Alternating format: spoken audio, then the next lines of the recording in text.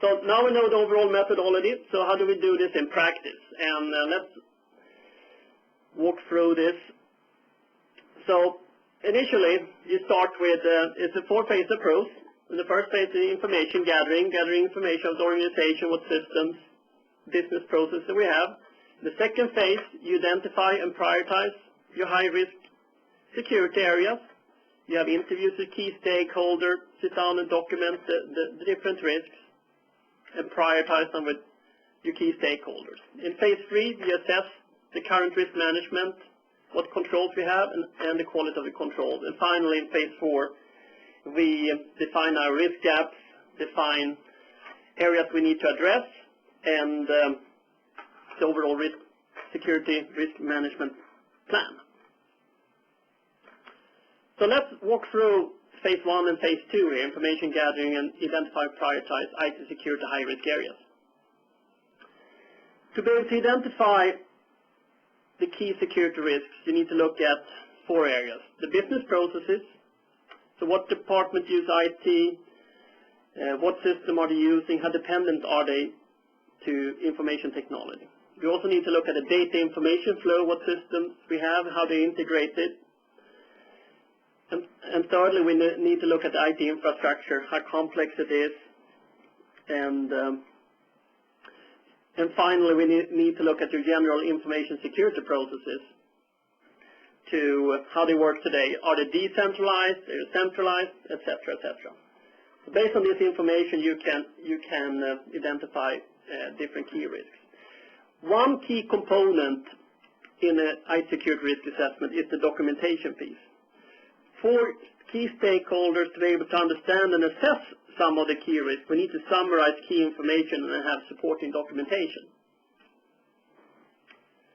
And the following 2 slides are provided as example and not intended to be fully readable, but exemplify the concepts of have documentation and identify risks. This provides an overview of an IT infrastructure, the network diagram. So it's a high-level network diagram on the left side and more detail on the right side. And based on this, we can identify different risks, and the risk areas are identified by the red dots in this example. Another example is the data information flow.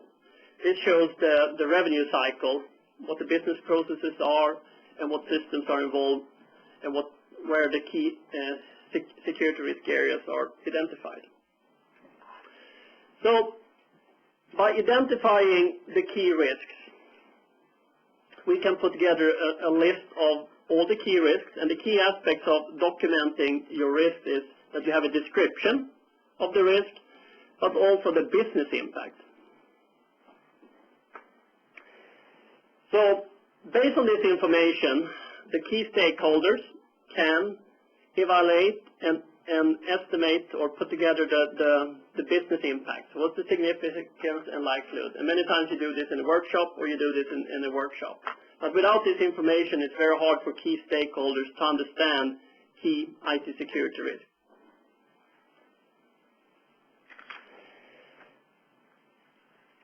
Then we have the third phase, where we assess the current risk management in place for the identified risk areas. And what do we assess related to the controls? We look at the design of the controls. So does it address the key risk? Is it manual? Is it automated? That's one aspect of the design of the control. The other one is the documentation. Do we have a policy? Do we have procedures? Is it updated on a regular basis? Etc., etc. And finally, a critical aspect is that has the control been tested, verified that it's working, and has it been tested on a regular basis. Based on this information, we can rate the control, and we do that as a maturity scale, a 6-graded scale, exemplified here in the middle. And for example, level 0 is non-existent, the process control procedure do not exist, and level 1, initial ad hoc, the process informal, undocumented, and reactive. And you look further up the scale, the managed level, the process control procedure is implemented and measurable. And preferable, you would be up in the third or fourth level to have a good good mitigating controls. So based on this information, coming back to the documentation again, you need to document what kind of mitigating controls we have. And this is exemplified here. Look at previous audits as well, and policy procedures and other mitigate control factors, and assess the quality of the control. Based on this information, we can put together the net risk map.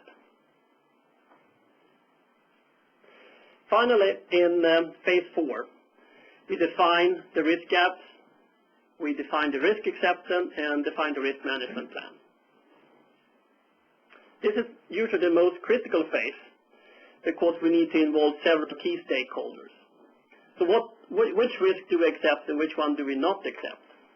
And from a business perspective, I mean, we run a business, so it may be prudent to have a high risk exposure, but the key thing is it has to be a formal management decision. So we identify the risks that we want to address and key areas, the key risks, key controls. So based on this, we can define our risk management plan, and it consists of 2 areas: one-time efforts and ongoing efforts. The one-time efforts is projects to improve, identify risk gaps, and it may also include areas where we need to perform more comprehensive assessment or other work to be performed to develop a comprehensive risk mitigation plan. The ongoing efforts, or the quality assurance efforts, consist of 3 areas. It's the key control that you need to maintain on a regular basis, like a disaster recovery plan, your security risk assessment, the security awareness program, etc., etc.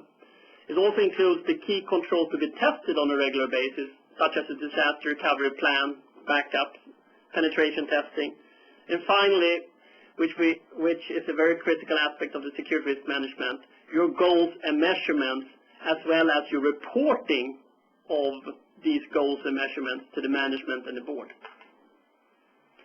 The IT security risk management plan is where we usually see the most improvements. This is also an HIPAA security requirement.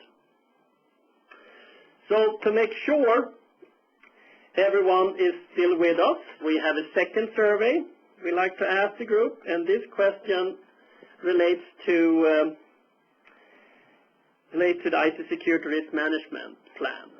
So, does your facility have an IT security risk management plan in place currently? And I see you can vote now. And the result should come up here shortly.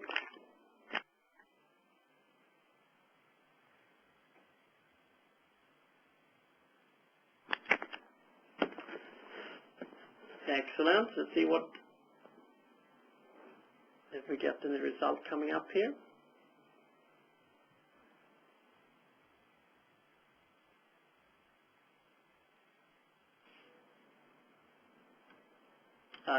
So the poll has closed, and here we go.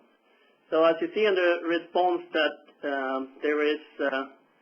there's actually a pretty good result. We have 34% that actually have an IT security risk management plan, which is very good, but there's still a few that has no IT security plan and a few that not have. So it's a pretty common result,